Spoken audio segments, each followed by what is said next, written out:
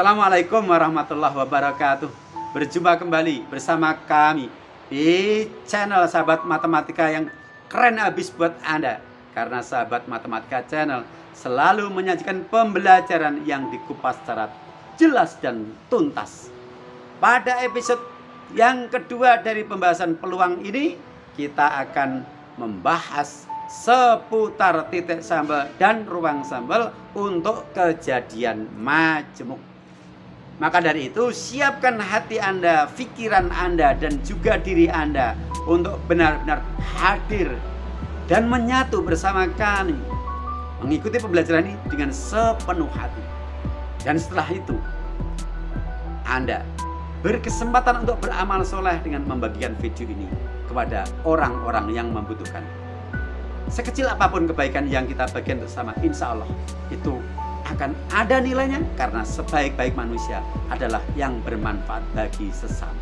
Bisa jadi sesuatu yang kita anggap kecil, remeh, dan sederhana, dia luar biasa bagi orang lain dan mendatangkan banyak kebaikan untuk diri kita dan sesama. Selengkapnya, mari kita ikuti pembelajarannya dengan sepenuh hati. Bismillahirrahmanirrahim. Materi pembelajaran peluang Matematika SMP kelas 8 semester genap. D. Ruang sampel kejadian majemuk. Apa itu kejadian majemuk? Dua buah kejadian atau lebih yang terjadi secara bersamaan disebut kejadian majemuk. Di SMP tidak secara spesifik membahas peluang kejadian majemuk, walaupun di dalamnya ada kejadian-kejadian majemuk dalam pembahasan, tetapi tidak dibahas secara khusus sebagaimana di SMA nanti. Kalau di SMA nanti kalian akan lebih dijelaskan secara detail tentang peluang kejadian majemuk. Tapi di sini sekedar kita perkenalkan apa itu kejadian majemuk, bahwa dua buah kejadian atau lebih yang terjadi secara bersamaan disebut kejadian majemuk. Contoh A. Kejadian melambungkan dua dadu bersama. Berarti ada dua kejadian pada dadu pertama dan kejadian pada dadu kedua. Nah, kejadian semacam ini merupakan kejadian majemuk karena lebih dari satu kejadian atau objek percobaannya lebih dari satu objek yang akan diteliti. B. Kejadian melambung sebuah dadu dan sebuah mata uang bersama. Sebuah dadu punya ruang sampel sendiri, mata uang memiliki ruang sampel sendiri, dilambungkan bersama. Nah, nanti akan terjadi kejadian bersama sehingga dikatakan kejadian majemuk. 3. Kejadian melambungkan tiga mata uang bersama. Nah, ada tiga cara untuk menentukan ruang sampel kejadian majemuk. Yang pertama dengan mendaftar, yang kedua dengan tabel, dan yang ketiga dengan diagram pohon. Selengkapnya kita berikan contoh. Satu, contoh dengan cara mendaftar. Misalkan pada kejadian pelambungan dari dua keping uang logam, maka pasangan yang mungkin muncul adalah, berarti ada uang logam pertama yang bersisi angka dan gambar, dan uang logam kedua yang bersisi angka dan gambar juga. Maka pasangan yang mungkin muncul adalah, yang pertama, keduanya muncul angka. Kemungkinan yang kedua, uang pertama muncul angka, uang kedua muncul gambar. Kemungkinan yang ketiga adalah pasangan yang mana uang pertama muncul gambar, uang kedua muncul angka. Dan pasangan keempat adalah munculnya kedua mata uang sama-sama sisi gambar.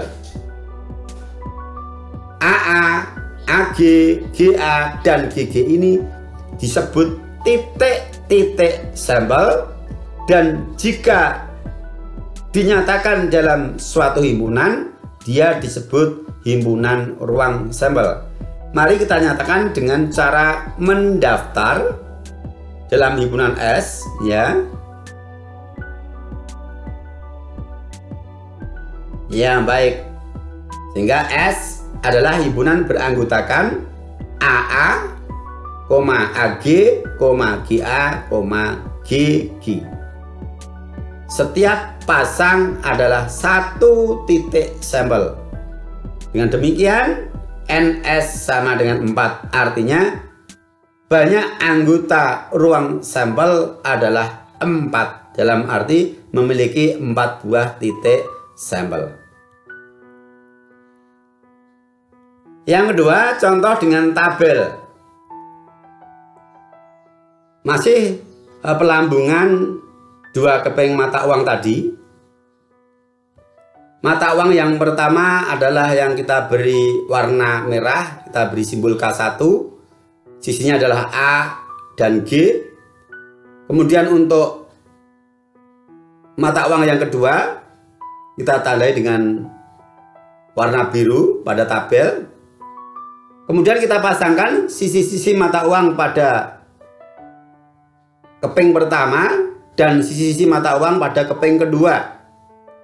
Perhatikan, ini adalah mata uang pertama muncul angka.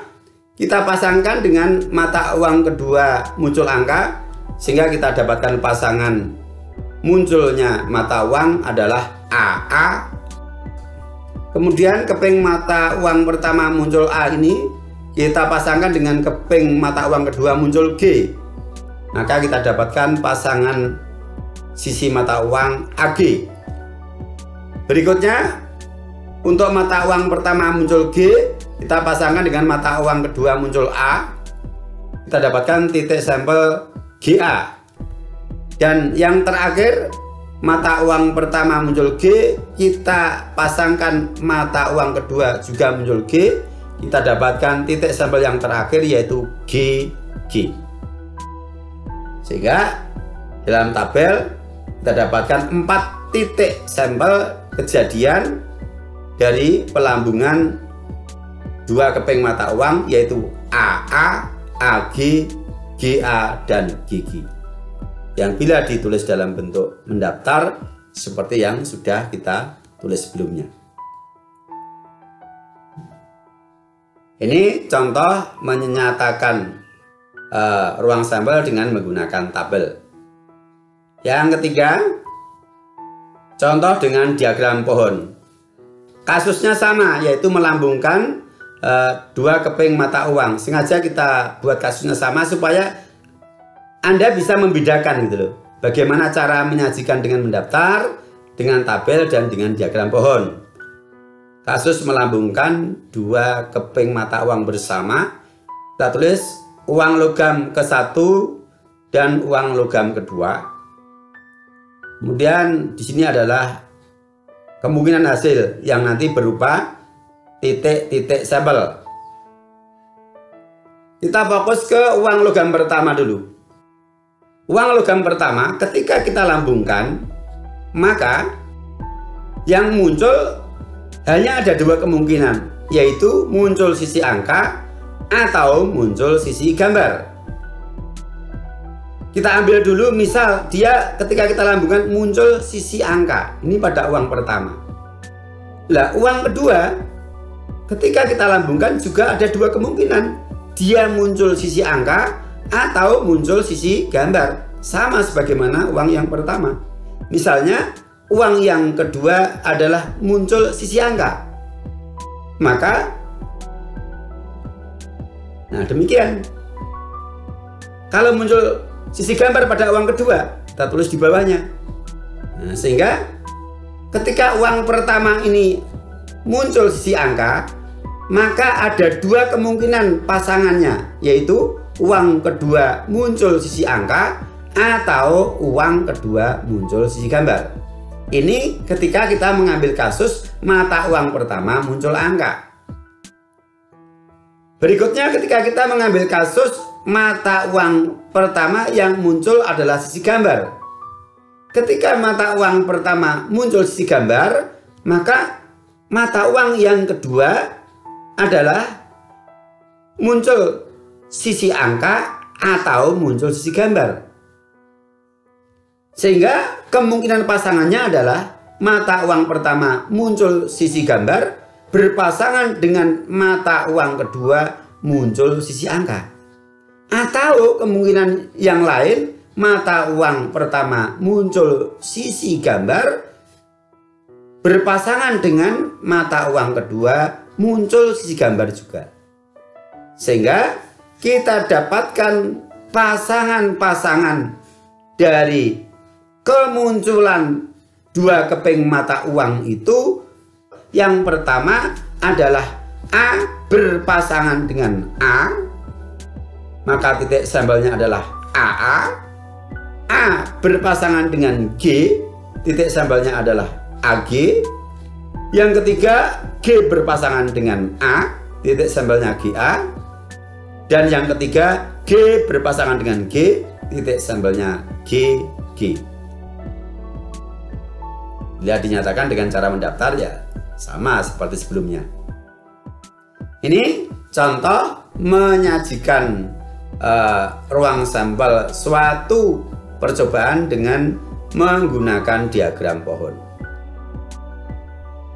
Contoh 1. Tentukan ruang sampel dan banyak titik sampel dari pelambungan bersama sekeping mata uang dan sebuah dadu sekali lambung. Jawab.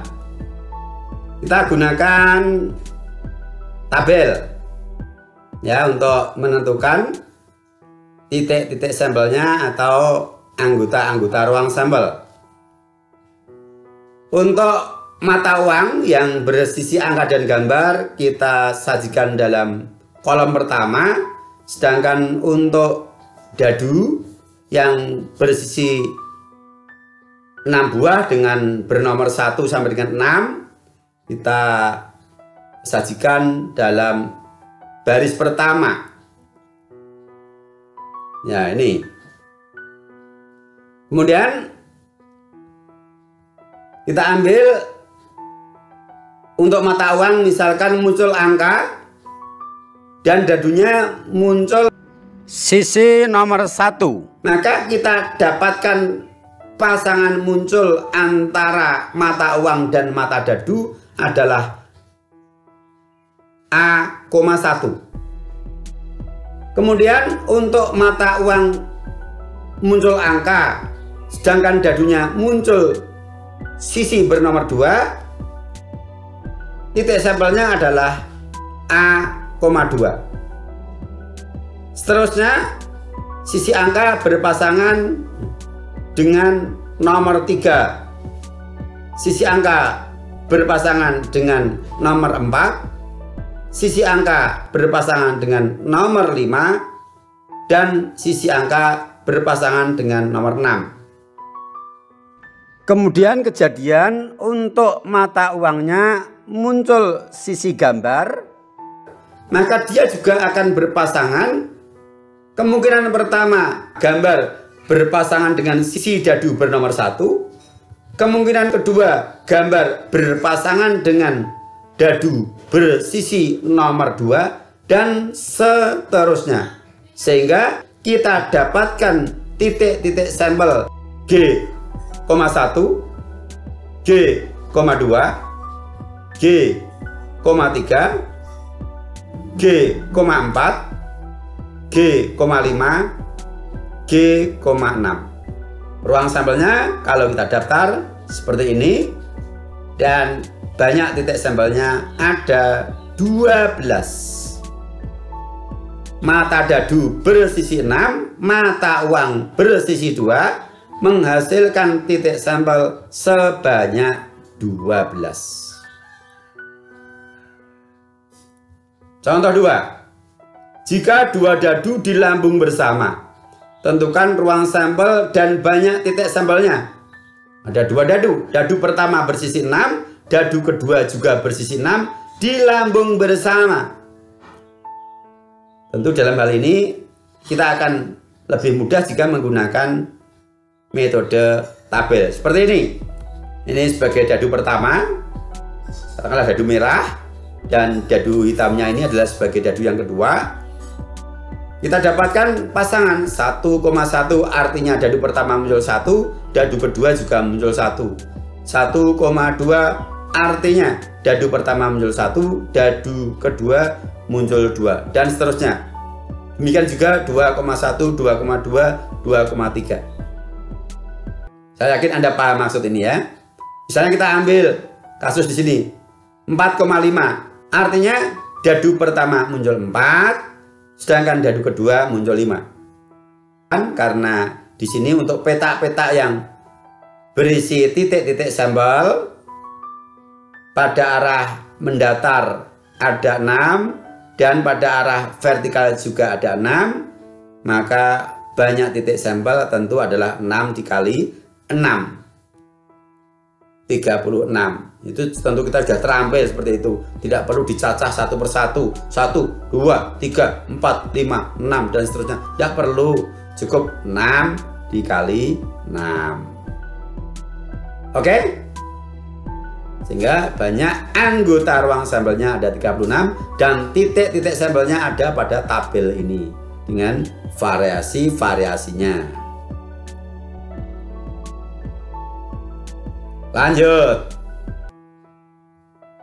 Contoh 3. Tentukan ruang sampel dan banyak anggota ruang sampel dari percobaan melambungkan 3 keping mata uang sekaligus. Kalau kita mau menggunakan tabel kesulitan kalau 3 keping mata uang. Akan lebih tepat kita menggunakan diagram pohon. Jadi masing-masing punya kelebihan dan kekurangan ya. Dengan diagram pohon 3 keping mata uang. Nah seperti ini, uang logam pertama, uang logam kedua, uang logam ketiga, dan hasil yang mungkin nanti berupa titik sampelnya. Seperti sebelumnya, uang logam pertama, ketika dia dilambung, maka yang mungkin muncul adalah angka atau gambar. Nah misal kita ambil untuk uang logam pertama muncul angka, dilanjut uang kedua, kalau tidak muncul angka pasti dia muncul gambar. Atau kita mengambil uang pertama muncul gambar, maka uang kedua ketika dilambung juga ada 2 kemungkinan, muncul angka atau muncul gambar. Kita ambil uang pertama muncul angka, uang kedua muncul angka, dilanjut uang ketiga, kemungkinannya 2, angka atau gambar. Demikian seterusnya, sehingga kita dapatkan pasangan kemunculan dari 3 mata uang yang mungkin adalah yang pertama, uang pertama muncul angka, uang kedua muncul angka, dan uang yang ketiga muncul angka. Titik sampelnya adalah AAA. Yang kedua, uang pertama muncul angka, uang kedua masih angka, uang ketiganya gambar. Kita dapatkan AAG. Kemungkinan ketiga, uang pertama muncul angka, uang kedua muncul gambar, uang ketiga muncul angka. Ditulis AGA. Kemungkinan keempat, uang pertama muncul angka, uang kedua muncul gambar, uang ketiga muncul gambar. Kita dapatkan AGG. Demikian dengan cara yang sama untuk titik-titik sampel ketika uang pertama muncul gambar. Yang pertama adalah GAA, yang kedua GAG, ketiga GGA, dan yang keempat GGG. Nah dengan demikian, ketika kita melambungkan 3 keping mata uang secara bersamaan, menghasilkan ruang sampel beranggotakan AAA, AAG, AGA, AGG, GAA, GAG, dan GGG. Dan banyak anggota ruang sampel atau banyak titik sampel yang mungkin ada 8. Bisa dipahami? Oke, ya, bagus, bagus. Kita lanjutkan menyimpulkan. Berdasarkan hasil pendataan kejadian majemuk yang sudah kita pelajari, 1. Sekeping mata uang memiliki 2 titik sampel atau NS sama dengan 2. A. Ketika 2 mata uang dilambung bersama, NS-nya sama dengan 4. B. Ketika 3 mata uang dilambung bersama, NS sama dengan 8. 2. Sebuah dadu titik sampelnya 6 atau NS sama dengan 6. A. Ketika 2 dadu dilambung bersama, NS sama dengan 36. B. Sebuah dadu dan sekeping mata uang dilambung bersama, NS-nya sama dengan 12. Simpulan apa yang bisa kita dapatkan?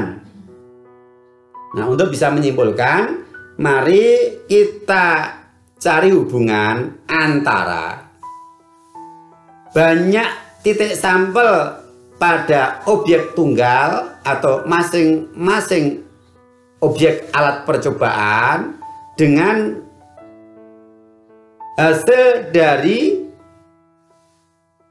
banyak titik sampel pada kejadian bersama. Kita mulai dari kasus nomor 1. Sekeping mata uang memiliki 2 buah titik sampel. Ketika sebuah mata uang dilambungkan sendiri, 1 keping saja memiliki 2 titik sampel. Tapi ketika 2 keping mata uang menghasilkan 4 titik sampel, dan ketika 3 keping mata uang menghasilkan 8 titik sampel. Apa hubungannya antara banyak titik sampel objek tunggal dengan objek majemuk? Ditambahkan. Oke, kita coba kita lihat. Untuk 2 mata uang ditambahkan 2 ditambah 2 4. Oke, cocok. 3 mata uang berarti 2 tambah 2 tambah 2 6. Tidak cocok karena di sini 8. Berarti bukan dijumlahkan. Ya apa? Hubungan antara 2, 4 dan 8 dengan bilangan 2 dan 3. NS2 banyak keping 2 menjadi 4. NS2 banyak keping 3 menjadi 8. Apa? Dikali berulang, iya. 2 keping mata uang dilambung bersama, 2 kali 2 hasilnya 4. Kemudian untuk 3 kita cek. 3 keping mata uang, 2 dikali 2 dikali 2 hasilnya 8. Cocok. 2 dikali 2 ini artinya apa? 2 ini adalah keping mata uang pertama yang memiliki 2 buah titik sampel dikali keping mata uang kedua yang juga memiliki 2 buah titik sampel. 2 dikali 2 dikali 2 berarti uang pertama memiliki 2 titik sampel dikali uang kedua memiliki 2 titik sampel dikali uang ketiga memiliki 2 titik sampel. Oke, sekarang berarti kalau 2 buah mata dadu yang 1 dadu memiliki 6 titik sampel, 2 dadu menghasilkan 36. Nah, dari kasus nomor 1 maka bisa kita terapkan di kasus nomor 2 ini. Berarti 36 ini adalah dari mana? Iya, 6 dikali 6. Kemudian yang B, sebuah dadu dan sekeping mata uang logam dilambung bersama. Kita melihatnya, sebuah dadu memiliki 6 titik sampel dan sekeping mata uang memiliki 2 titik sampel. Ketika dilambung bersama menghasilkan 12. Apa hubungan 2, 6 dan 12? Iya, hasil perkalian. Berarti 6 dikali 12. Nah, dari sini kita bisa simbolkan. Kita generalisasi secara umum. Jika diketahui kejadian A, kejadian B, dan kejadian C adalah kejadian yang berturut-turut banyak titik sampelnya NS1, NS2, dan NS3, maka banyak titik sampel kejadian bersama dari A, B, dan C adalah NS1 dikali NS2 dikali NS3. Ini kalau 3 kejadian yang masing-masing titik sampelnya diketahui. Oke, bisa dipahami? Iya. Demikian yang bisa kita sajikan untuk episode yang kedua tentang pembahasan titik sampel dan ruang sampel kejadian majemuk. Mudah-mudahan bisa dipahami dengan baik. Insya Allah kita akan lanjutkan pada episode berikutnya pada pembahasan seputar menentukan nilai peluang dari suatu kejadian, baik peluang empirik maupun peluang teoretik. Sampai berjumpa. Assalamualaikum warahmatullahi wabarakatuh.